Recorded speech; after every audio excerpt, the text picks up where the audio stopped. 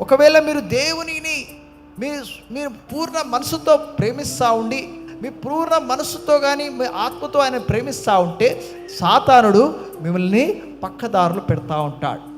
మిమ్మల్ని మీ ఆలోచనల్ని ఆయన తీసివేస్తూ ఉంటాడు, దేవునికి దూరపరుస్తూ ఉంటాడు. మనం జ్ఞాపకం చేసుకోవాలా, ఎందుకు నేను అలా చేస్తున్నాడంటే నువ్వు దేవుని ఆశీర్వాదములకి చాలా సమీపంగా ఉంటావు కనుక. దేవుడు ప్రతి నేను ఆశీర్వాదములకి నువ్వు సమీపముగా ఉంటున్నావని సాతానుడు చూసి దాన్ని దూరపరుస్తూ ఉంటాడు. ఈ దినం మనం జ్ఞాపకం చేసుకోవాలి ఏమిటంటే, ఈ దినము నిన్ను ఆ దాసత్వంలో నుండి ఆయన విడిపించాడని.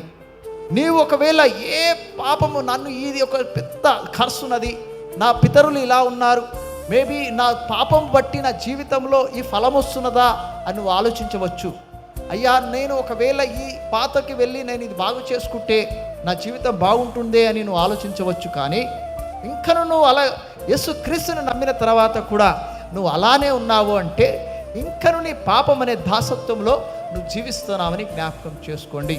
ఎందుకనగా అంటే ఆయన మరణముని జయించిన వాడు.